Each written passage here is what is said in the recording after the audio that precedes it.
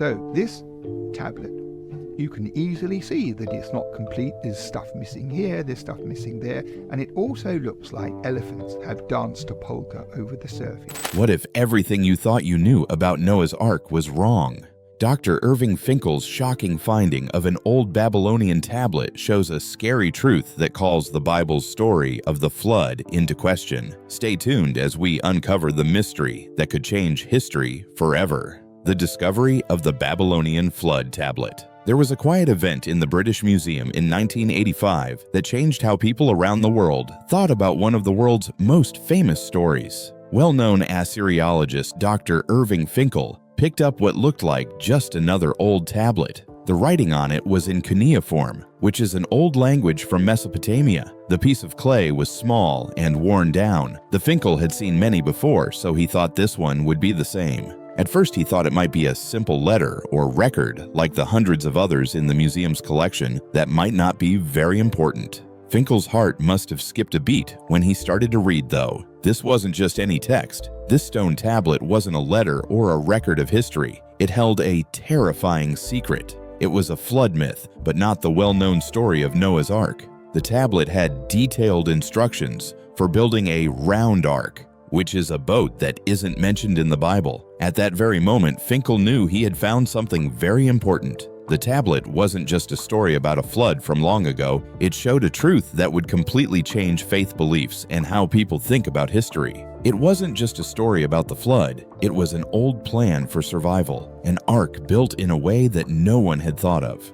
The tablet was made in ancient Babylon, and the flood it talked about happened thousands of years before the story of Noah. It talked about an ark that was round and coracle-shaped, not the boxy rectangular boat that most of us think of when we hear the word ark. This boat wasn't just a work of fiction, it was a real design, based on real knowledge of how boats were built in ancient Mesopotamia. Finkel's find wasn't just an old story, it showed how smart the Babylonians were when it came to building things. Finkel found out a terrifying truth. The story of the flood didn't begin in the Bible. The original story of the flood was told by the Babylonians, who used a round ark.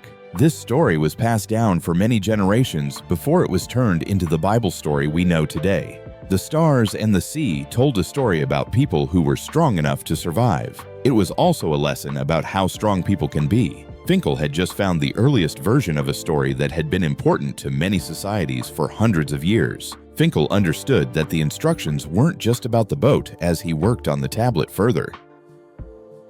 However, they were also about how to stay alive. The book told them how to build the ark, what materials to use, and even how to use bitumen, an old sealant, to keep the water out of the boat.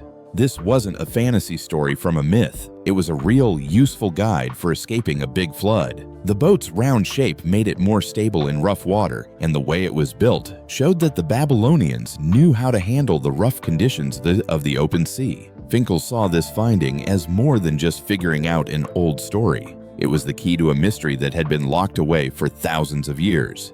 He had just found the true origin of the flood myth, which was a version of the story that came thousands of years before the Bible. The findings showed that the story of the flood was probably told by different cultures and changed over time to fit the needs of each of those cultures. Finkel learned that the Bible was only one item in a long line of stories. As Finkel thought about what his finding meant, he realized how huge and important it was. The flood story in the Bible was not the original. It had been reinterpreted many times over the years. Finkel had found a window into the past that showed how people in the past thought about the world and used myths to explain natural tragedies. Finkel's finding changed more than just how we think about the story of Noah's Ark. It also changed how we think about how stories came to be. Finkel found the Babylonian version of the flood story, which showed that these kinds of stories were not unique to one society, but had been told for generations, changing and growing with each telling.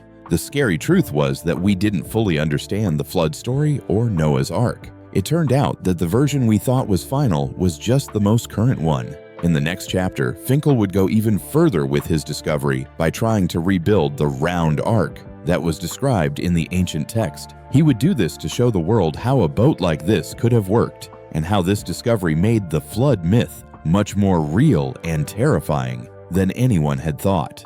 the terrifying design of the round ark. It was normal for Dr. Irving Finkel to expect an old flood story like the one in the Bible when he first started reading the Babylonian flood tablet. What he found, though, was much more shocking. The tablet doesn't say that the ark was rectangular like the Bible does. The form of Noah's ark had never been thought of before. It was round, like a huge swimming coracle. This new information didn't seem to make sense at first. A round ark? Everyone knew that the ark in the Bible was a big, strong, box-shaped boat that could hold animals and withstand the huge floods. A boat in the shape of a circle seemed impractical and weird. Finkel's close study of the tablet's instructions, on the other hand, showed something much more important. The round shape wasn't just a fantasy, it was a real, useful shape in ancient Mesopotamia. Finkel's study proved that the round shape wasn't just a metaphor or an exaggeration. It was a boat that was made to survive rough seas and rough waters, which are things that fishermen and traders in ancient Mesopotamia would have had to deal with all the time. Some cultures used coracles up until the 20th century. They were made from palm fibers and oil, which kept the boat from leaking. The round shape gave it stability and balance, which made it easy to float in rough water. It was not only a terrifying truth that the ark was round, but also that this shape wasn't based on myth or legend, but on ancient knowledge of how things worked in the real world. Finkel realized that this wasn't just a story the Babylonians had made up. It was true and based on a world that knew what the sea was. The round form wasn't just for looks. It was a smart design choice. The ark was more stable, could float in rough water, and would last longer than the big, boxy forms we think of today. The way we think about the ark has changed a lot since this finding. We thought Noah's ark was big and cylindrical for hundreds of years because that's what the Bible and popular culture showed. We knew that ships were 300 cubits long, 50 cubits wide, and 30 cubits high, based on what the Bible said about the ark. But no one ever thought that the original ark might have been something completely different. The tablets talk about the Babylonian ark, which Finkel found to be more than just a boat. It was a practical vessel made by a culture that knew how to use the materials around them and how to live in harsh environments. The round shape was great for floating on water because it didn't have a front or back, so it didn't matter which way the boat turned. It would stand up straight every time. This is the kind of information that ancient cultures needed to stay alive. They didn't need to make a boat that looked good or fit a mythological mold. They just needed one that worked. Finkel did more research, the scarier it got. This wasn't just about changing the story of Noah's Ark. It was about changing how we think about how people in the past were able to live in the worst conditions. It had been taught to us for hundreds of years that the story of Noah's Ark was amazing and almost magical. In a practical sense, the round ark showed that the flood might have happened, and that the ark was a real boat made to escape such an event. The idea we've had about the ark for hundreds of years was shattered by this finding. We thought we knew a lot about things until we saw something round. The Bible's rectangular ark was a metaphor for something bigger than life. The round ark, on the other hand, was based on ancient traditions that weren't just based on faith or divine guidance, but on knowledge of the real world. Finkel is working to rebuild this boat, and the round shape will continue to make us question what we think we know. Can this kind of boat really hold animals and make it through a big flood? In the next chapter, Finkel's struggles and triumphs in bringing this round ark to life will be discovered in more depth. This will also show even more terrifying facts about how it fits into history and mythology. The rebuilding of the ark, the round boat that Dr. Irving Finkel found in the Babylonian flood tablet, was more than just a new piece of history. It was a challenge. Finkel knew he had to bring the ark to life in order to fully understand what his discoveries meant. The ancient directions he found were very detailed, but not easy to understand. Finding the right materials and using building methods that had been forgotten for a very long time made it very hard to rebuild an ark using methods that were thousands of years old. Finkel's plan was to make a sealed copy of the round ark that was written about on the tablet. The first problem was figuring out how the plan worked. The tablet's instructions were very basic but very detailed. They told you exactly how to build the ark, what materials to use, and even how to make it waterproof. But these directions were written in ancient cuneiform, a very old language with a lot of subtleties that researchers today have a hard time decoding. Finkel was skilled enough to translate the writing, but the real work was making the words mean something real.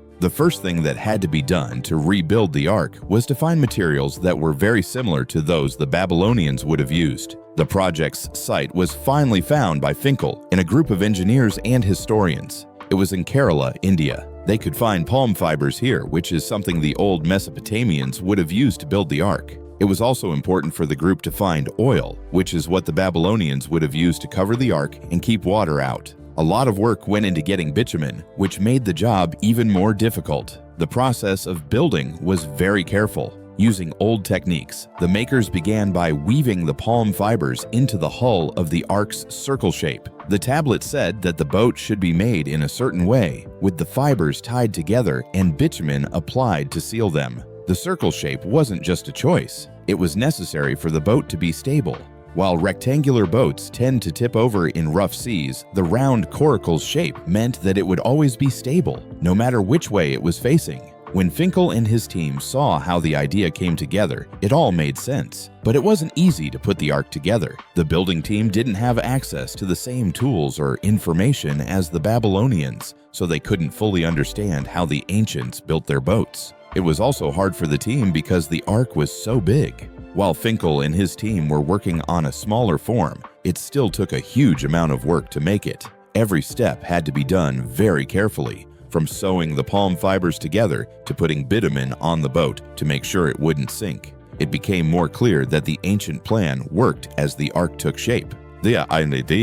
Round shape wasn't just a mythical idea, it was a realistic, workable answer. Finkel and his team were able to build the Ark using both old and new tools and knowledge. When they realized this, they had a scary thought. Could this Ark really have sailed? Finkel had found directions that were not just stories, but also blueprints for a boat that could float on the ocean. Based on his translation of the old tablet, Finkel found out the scary truth about the round Ark. It was not a myth. It wasn't a divine wonder or a symbolic vessel. It was a real plan made with old engineering skills that had been forgotten for a long time, but were now being found again. The Ark had the ability to move. This finding made people wonder how faith stories, like the story of Noah's Ark, could be based on useful information from the real world. What if the Ark in the Bible had been changed over time, losing its useful purpose and turning into something more mythical? The Babylonian Flood versus Genesis. When Dr. Irving Finkel found the Babylonian Flood tablet, he wasn't just finding an old story. He was also slowly revealing a terrifying paradox that would shake the very foundations of the Genesis flood story. The Epic of Gilgamesh, which was written in Babylonia, had a lot in common with the biblical story of Noah's Ark. However, there were also some important changes that made it seem like the Genesis story might not be the original. A great flood, a divine being warning a chosen person, and an ark built to escape the flood are all common themes in both the Babylonian and biblical stories. A bird is sent out to find safe land in both stories. Animals are brought on board the ark.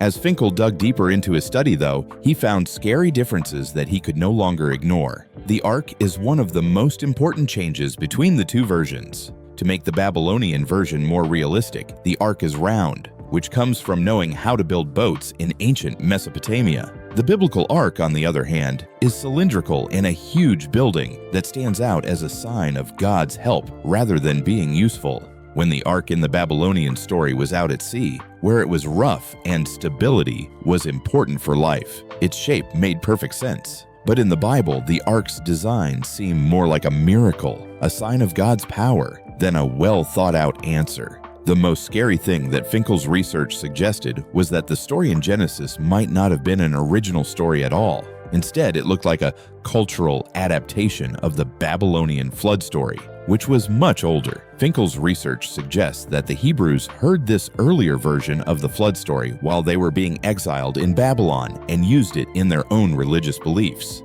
So, the story of the flood in Genesis, which has been thought of as one of the most important parts of the Bible for a long time, may have been based on an existing Mesopotamian tale instead of being a completely new event. The story of the flood in the Bible wasn't the first one told. It was a rewriting. People with faith-based views found this finding to be a terrifying challenge. Some people think that the Genesis flood might have been based on an older Babylonian story, which makes people question whether or not the Bible is original and inspired by God. The Bible story of Noah's Ark was seen as an absolute truth and an important part of the Judeo-Christian faith for hundreds of years. Now, Finkel's work made me think that this story might have been adapted or changed to fit the needs of other cultures that came before it. Finkel's study showed the terrifying truth that the story of the flood, which is one of the most important stories in human history, did not come from just the Bible. The Babylonians and people from other cultures had their own versions of the story, and the Bible's account may be just one part of a much longer and more complicated story. As Finkel's work spread through academia, it raised a question. If the story of the flood wasn't original to the Bible, then how many other parts of the Genesis story were based on older myths, long thought to be based on the unchanging Word of God? A discovery that showed how ancient stories change from culture to culture quickly called this into question, and for many people, that was a very scary thought. The terrifying truth no one expected finding the Babylonian flood tablet by Dr. Irving Finkel was more than just a big step forward in the field of archaeology. It was a revelation that rocked the academic and religious communities to their core. His study revealed a terrifying truth about how one of the most famous stories in the world, Noah's Ark, came to be. Finkel's last discovery, that the biblical flood story was probably a cultural adaptation of an older Babylonian myth, caused waves among scholars and believers and started arguments that are still going on today. Finkel's results were revolutionary for academics because they called into question long-held beliefs about how myths are passed down from one society to another. When researchers found that the Genesis flood story came from the Epic of Gilgamesh, they had to rethink how historical stories were told. What was story and what was real started to blend together. Based on Finkel's research, it seems that ancient societies didn't just tell stories. They changed and improved them over time by taking from each other. The Ark was no longer just a religious symbol of God's help. It was a realistic design based on engineering knowledge that might have been able to work. But for a lot of people, Finkel's finding had too many effects to understand. Many people with faith-based perspectives found it shattering to think that the Genesis story might not be completely true. People had long thought of the Bible as the unchanging Word of God. Saying that the story of the flood came from an older myth was seen as an attack on its sanctity. Finkel's research called into question not only the historical accuracy of the Bible, but also the authenticity of all religious works. How many other stories might have similar roots if one of the most well-known stories in the Bible comes from an older myth? The scary truth was that faith's foundations were no longer certain. This made many people wonder how much the holy books we hold dear were shaped by the myths and stories of earlier cultures. Finkel's research also showed something deeper about how people in the past thought about the world. In the past, mythologies weren't just crazy stories told around campfires. They were ways of making sense of the world. Babylonian, Hebrew, and Greek stories about floods were not just tales of God's anger. They showed how people in the past dealt with natural tragedies, how scared they were, and how hopeful they were that they would survive. The story of the flood, in particular, became an important part of culture and a sign of both death and rebirth. Finkel's discovery reshaped our understanding of ancient stories. Suppose this revelation shocked you. Like, share, and subscribe. Don't forget to click on the next video popping up on your screen to continue the journey.